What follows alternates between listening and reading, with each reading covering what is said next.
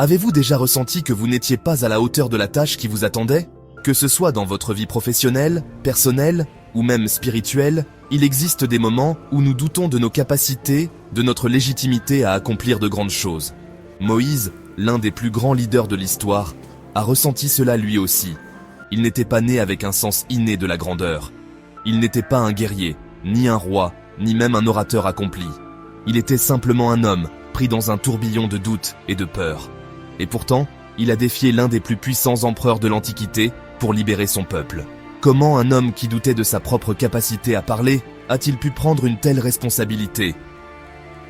Dans cette vidéo, nous explorerons l'histoire fascinante de Moïse, ce leader improbable qui a fait face à ses propres peurs et a surmonté des obstacles apparemment insurmontables pour accomplir un plan divin.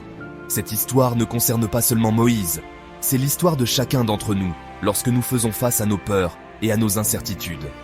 Comment pouvons-nous puiser dans notre foi pour accomplir de grandes choses, même lorsque nous doutons de nous-mêmes? L'histoire de Moïse commence dans un moment de totale insignifiance.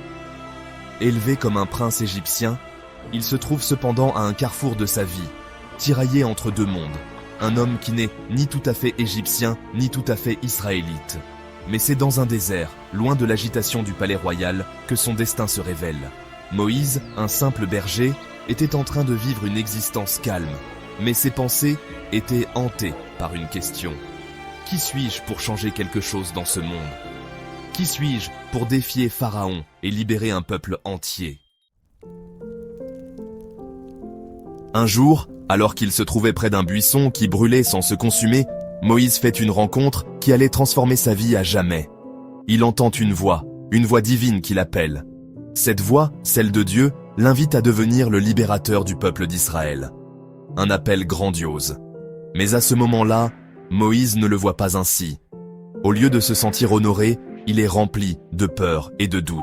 Comment pourrait-il être celui qui allait libérer son peuple? Un homme qui se sentait déjà insignifiant face à la grandeur de la tâche. Qui était-il pour oser se dresser contre le Pharaon, l'un des souverains les plus puissants de l'histoire? Qui suis-je pour aller vers Pharaon? Demande Moïse. Cette question résonne à travers les âges, car elle est aussi celle que nous nous posons souvent lorsque nous nous retrouvons face à une mission plus grande que nous. La réponse de Dieu est simple, mais pleine de pouvoir. Je serai avec toi. Dans ce moment précis, Moïse commence à prendre conscience que sa propre capacité ne sera jamais suffisante, mais que la puissance divine est bien plus grande que ses limites humaines. Moïse n'est pas le seul à avoir ressenti de l'insécurité face à l'appel divin. Beaucoup d'entre nous, lorsqu'on nous demande d'assumer des rôles de leadership ou de faire face à des défis apparemment insurmontables, ressentons cette même crainte. Mais l'appel de Moïse nous enseigne que la foi ne consiste pas à avoir toutes les réponses, mais à faire confiance à celui qui nous appelle, même lorsque nous doutons de nous-mêmes. Lorsque Moïse reçoit l'appel de Dieu, il est encore rempli de doutes. Malgré la promesse divine de l'accompagner, il se sent toujours incapable de mener à bien cette mission. Alors que Moïse se rend en Égypte pour confronter Pharaon, il porte avec lui non seulement un message de libération, mais aussi une profonde transformation intérieure. Lors de sa rencontre avec Pharaon, Moïse fait face à une adversité colossale. Le roi d'Égypte, un souverain inébranlable dans sa puissance, rejette fermement la demande de Moïse. Il refuse de laisser partir les Israélites, et ce rejet est un test de la foi et du courage de Moïse. Chaque refus de Pharaon met à l'épreuve la détermination de Moïse, mais aussi la volonté divine derrière sa mission. Moïse est constamment testé, mais chaque échec apparent devient un pas vers la réussite. Chaque épreuve, un signe que la force de Dieu travaille en lui. Cette partie de l'histoire illustre un aspect crucial de la foi, la persévérance. Parfois, la réponse divine à nos prières ou demandes ne vient pas immédiatement. Parfois, elle se cache derrière des épreuves, des refus, ou même des situations qui semblent rendre la victoire impossible. Mais Moïse, fidèle à son appel, ne se laisse pas décourager par ces épreuves. Il trouve en lui un courage insoupçonné, soutenu par sa foi en la puissance divine. Tout au long de cette période de lutte avec Pharaon, Moïse devient le symbole de la foi indéfectible face à l'adversité. Il nous enseigne que, même lorsque les obstacles semblent insurmontables, il est possible de transcender nos peurs et nos limites humaines. Cela ne signifie pas que nous ne ressentons pas de peur, mais plutôt que nous choisissons d'agir malgré cette peur, en ayant foi que nous ne sommes pas seuls dans notre lutte. Le courage de Moïse nous pousse à nous interroger. Comment réagissons-nous lorsque nous rencontrons des obstacles dans notre vie? Abandonnons-nous rapidement ou choisissons-nous de continuer à avancer, fortifiés par notre foi et notre persévérance? À mesure que la confrontation entre Moïse et Pharaon se poursuit, l'histoire prend un tournant spectaculaire. Pharaon continue de rejeter les demandes de Moïse, et en réponse, Dieu déploie une série de miracles pour démontrer sa puissance et convaincre le roi égyptien de libérer les Israélites. Ces événements, connus sous le nom des 10 plaies d'Égypte, marquent un moment décisif dans le récit biblique. Mais, au-delà de l'aspect dramatique et des phénomènes surnaturels, ces plaies sont aussi un symbole de la puissance divine qui agit de manière spectaculaire, mais aussi d'une justice qui ne laisse aucune place à l'injustice. Les plaies, allant de la transformation de l'eau du Nil en sang à l'invasion des sauterelles, montrent l'incapacité de Pharaon à résister à la volonté divine. Moïse, guidé par Dieu, orchestre chaque événement comme un moyen de forcer Pharaon à céder. Mais ces événements ne sont pas seulement des châtiments, ils sont aussi des avertissements, une manière de rappeler au roi que sa domination ne l'exempte pas de la justice divine. Mais alors que les plaies s'intensifient, Moïse se trouve à la croisée des chemins. Chaque plaie représente un défi supplémentaire, et chaque défi augmente la tension, non seulement entre Moïse et Pharaon, mais aussi entre Moïse et le peuple qu'il tente de libérer. Les Israélites, bien que sous oppression, commencent à douter de la capacité de Moïse à mener cette mission à bien. Ils se demandent pourquoi Dieu semble permettre de telles souffrances, et pourquoi la libération tarde. Moïse se trouve à la fois porteur de l'espoir divin et témoin de la frustration humaine. Cela soulève une question fondamentale. Pourquoi les épreuves existent-elles dans nos vies spirituelles? Pourquoi un Dieu tout-puissant permet-il la souffrance et l'attente? Les plaies d'Égypte sont une métaphore des défis de la vie. Parfois, pour qu'un changement significatif se produise, nous devons passer par des périodes de lutte et de souffrance. Et même dans ces moments, il est essentiel de garder foi, même quand les résultats ne sont pas immédiats ou évidents. Les plaies, bien que terrifiantes, illustrent aussi la manière dont le pouvoir divin peut transformer des situations apparemment désastreuses en catalyseurs de changement. Elles rappellent que dans nos vies également, nous pouvons traverser des tempêtes, mais ces épreuves peuvent avoir un but divin plus grand que nous-mêmes. En restant fidèles, nous découvrons une force et une résilience que nous ignorions posséder. Enfin, après une dernière plaie dévastatrice, Pharaon cède et laisse partir les Israélites. Mais la libération n'est que le début d'un nouveau défi pour Moïse et son peuple. Ils se retrouvent face à la mer Rouge, avec les armées de Pharaon toujours à leur trousse. L'issue semble incertaine, le péril immédiat. Le peuple est pris de panique, se demandant s'il ne serait pas mieux rester en Égypte. C'est dans ce moment de crise que l'histoire de Moïse atteint son apogée. Moïse, fidèle à son appel et à la promesse divine, prend une action audacieuse. Il étend sa main sur la mer, et un miracle se produit. Les eaux se séparent, créant un passage à travers lequel les Israélites peuvent traverser à sec. Mais les obstacles ne disparaissent pas pour autant. Lorsque Pharaon décide de poursuivre, les eaux se referment sur son armée, montrant une fois de plus la puissance de Dieu à travers Moïse. Ce passage de la mer Rouge devient un symbole puissant de la libération spirituelle, mais aussi de la transition d'un peuple vers un nouveau destin. Ce moment, aussi spectaculaire que dramatique, est une représentation de la libération spirituelle que nous recherchons souvent dans nos vies. Parfois, nous faisons face à des moments où tout semble perdu, où les options semblent épuisées. Mais c'est souvent dans ces moments d'incertitude que Dieu agit de la manière la plus miraculeuse. La mer Rouge symbolise les obstacles apparemment insurmontables, qui, avec foi et persévérance, peuvent être surmontés. La traversée de la mer Rouge est aussi un moment de transformation pour le peuple d'Israël. Il quitte l'esclavage et la peur pour entrer dans un avenir prometteur. Ce passage de la libération physique à la transformation spirituelle reflète un processus que beaucoup d'entre nous vivent dans nos vies.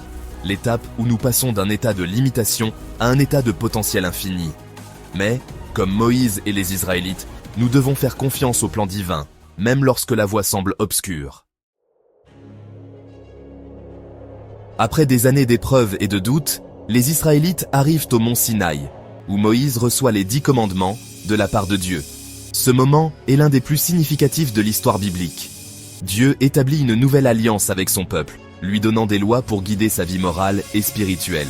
Moïse, en tant que médiateur entre Dieu et le peuple, reçoit cette révélation divine et, armé de ces lois sacrées, redonne au peuple une nouvelle direction. Les 10 commandements ne sont pas seulement une série de règles, ils représentent une vision morale et éthique pour vivre en harmonie avec Dieu et avec les autres. Ces lois, telles qu'elles sont révélées à Moïse, sont essentielles pour l'établissement d'une société juste et pieuse. Mais au-delà des lois, ce moment symbolise l'engagement de Dieu envers son peuple et leur responsabilité envers lui. Cependant, tout comme dans les chapitres précédents, les Israélites ne tardent pas à éprouver une fois de plus des doutes. Alors que Moïse reste sur la montagne, le peuple commence à se détourner de Dieu, demandant à Aaron de leur créer un veau d'or pour qu'ils puissent l'adorer. Ce geste montre que, même après avoir reçu la révélation divine, le peuple reste tenté par des formes de croyances païennes et des désirs matériels. Cette rébellion est un moment de grande tension dans l'histoire. Moïse descend de la montagne et, furieux de voir le peuple dans l'idolâtrie, brise les tablettes de la loi. Cela marque un moment de rupture, mais aussi de réconciliation.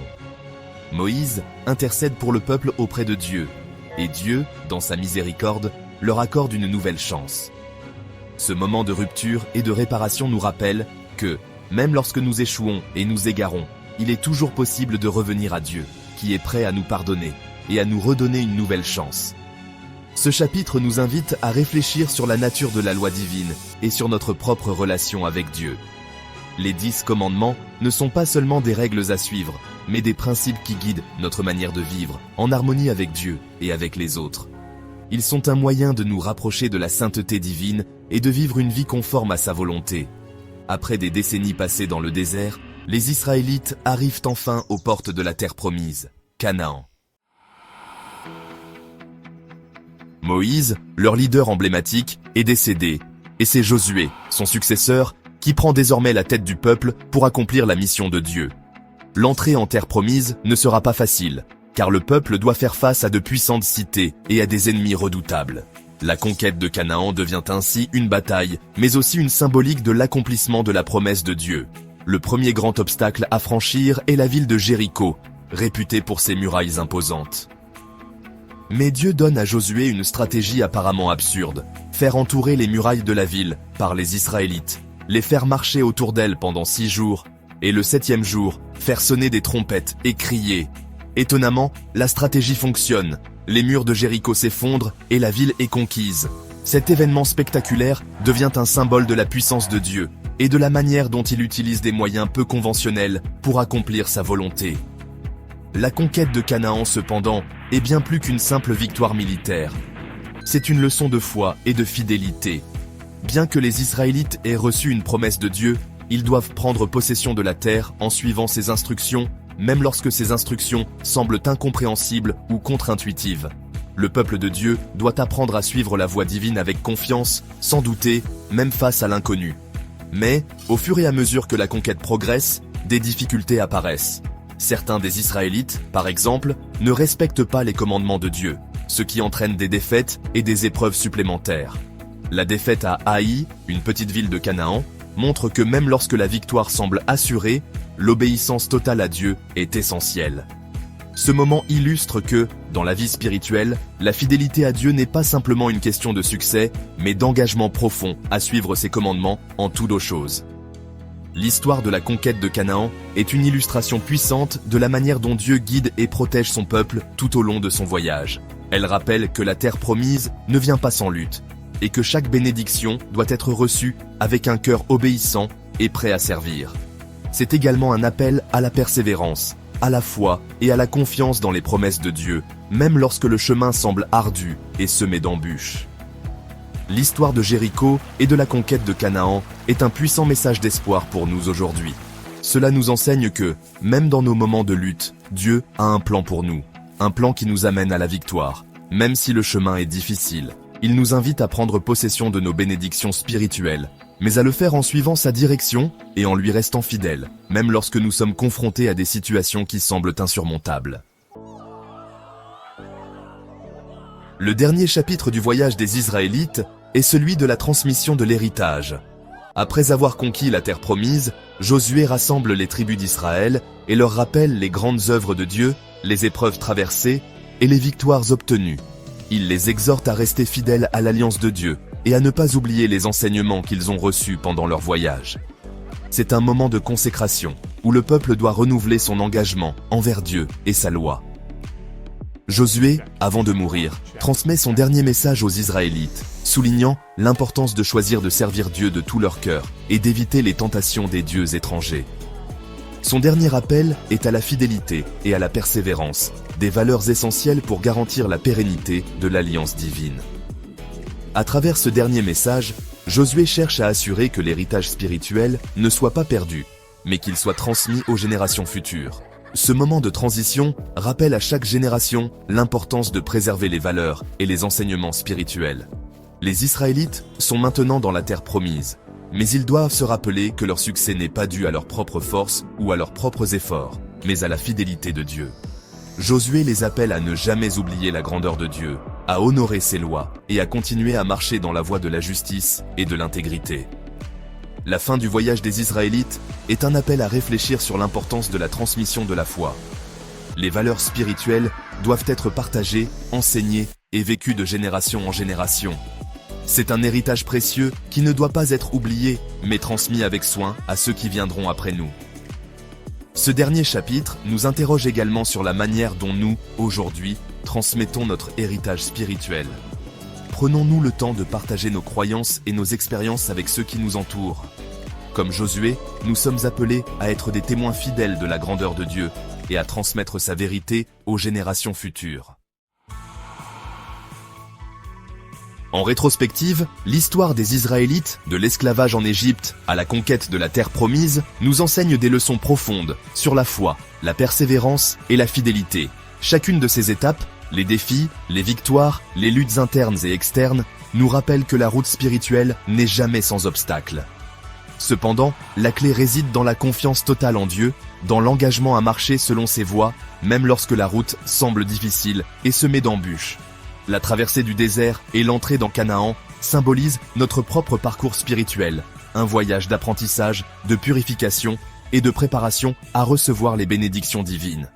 La terre promise ne se limite pas simplement à un territoire géographique, mais représente aussi le lieu spirituel que nous atteignons lorsque nous vivons pleinement en accord avec les principes de Dieu. Elle incarne le fruit de notre obéissance, mais aussi notre capacité à persévérer dans la foi malgré les difficultés. Le dernier message de Josué, appelant à la fidélité et à la transmission de l'héritage spirituel, est essentiel pour notre époque actuelle. Dans un monde où les valeurs spirituelles sont souvent mises à l'épreuve, nous avons la responsabilité de rester fermes dans notre foi et de transmettre les enseignements divins à ceux qui nous entourent. La foi n'est pas un bien individuel, mais un héritage collectif qui doit être partagé et nourri pour les générations futures. Ainsi, la question qui se pose à chacun de nous est: quel héritage spirituel voulons-nous transmettre? Sommes-nous prêts à suivre fidèlement les enseignements de Dieu et à marcher dans ses voies tout en partageant cette sagesse avec ceux qui viennent après nous? Chaque choix que nous faisons, chaque acte de foi, a le pouvoir de modeler notre avenir spirituel et celui des générations futures. Comme les Israélites, nous sommes appelés à vivre selon les principes divins, à combattre nos propres ennemis intérieurs et extérieurs, et à prendre possession des bénédictions que Dieu nous réserve. Mais tout cela doit se faire dans l'humilité, la prière et l'engagement constant à vivre selon sa volonté. Le voyage des Israélites, bien plus qu'une histoire ancienne, nous parle encore aujourd'hui. Il nous rappelle que la foi n'est pas seulement une croyance intellectuelle, mais un engagement profond et une quête continue pour accomplir la volonté divine. En suivant ce chemin, nous pouvons être certains que nous serons guidés vers notre propre terre promise. Une vie remplie de paix, de prospérité et de bénédictions spirituelles. À vous de jouer maintenant. Comment allez-vous répondre à l'appel de Dieu dans votre propre vie? Quelles étapes allez-vous franchir pour renforcer votre foi et transmettre cet héritage précieux aux générations à venir? Partagez vos pensées et vos réflexions dans les commentaires ci-dessous. J'ai hâte de connaître votre point de vue.